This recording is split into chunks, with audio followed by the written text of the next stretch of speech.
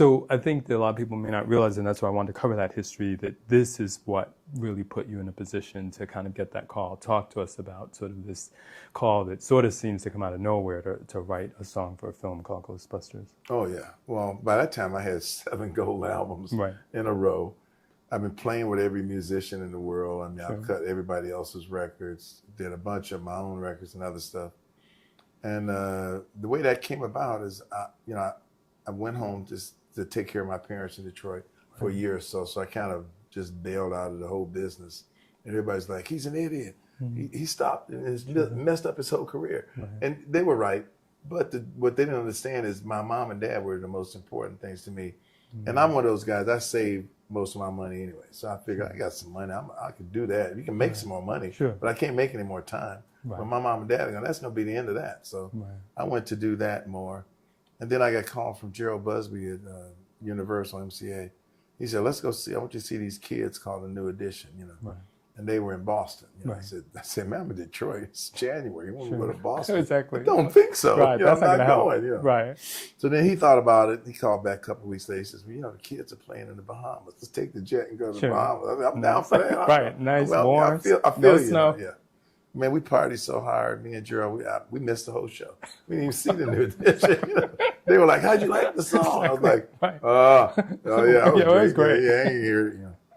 And then so we came to my studio in LA. He says, I said, well, I don't really feel like writing a song. My mom is sick and all that.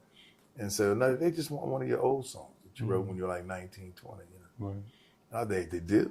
And that was Mr. Telephone Man. So we were in the studio in LA, cut Mr. Telephone Man. I went to lunch at, I'll never forget the restaurant. It's on, what's the name of it? Wolfgang Puck's Spago's. Spago, Spago, right on Sunset, Spago's.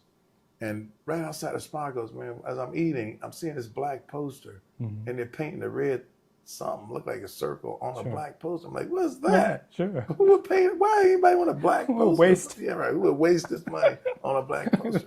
Then my phone rings, and it's Gary LaMelle from Columbia Pictures, who I used to work with Barry White. By the way, he was a publisher for Barry White. So now he's running all of Columbia Pictures. And he says, you got to help me with this song. We got this film, and nobody can seem to write. He said, but I think your sense of humor will come across right, and I think you're the guy that's going to write the song. And I'm looking at him like, I think he's crazy. I don't know what he's talking about, a ghost.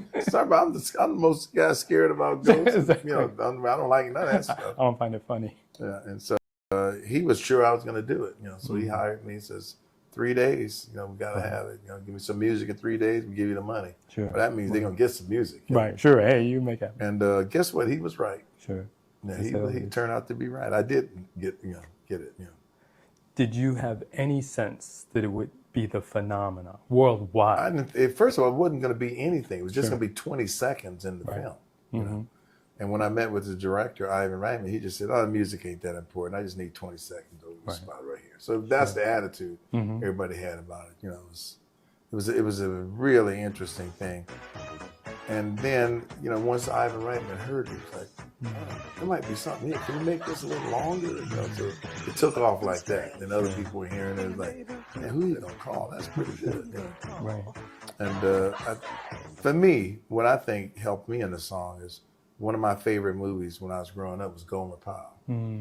So everybody was trying to write a song with like, I want to be a Ghostbuster. Well, first of all, terrible word to sing. It's just, it just doesn't work. You're never going to get that word to sing. So the first thing I did is say, well, I can't say the word Ghostbusters because that if I say the word Ghostbusters, it puts me in corny land. It's just not going to work.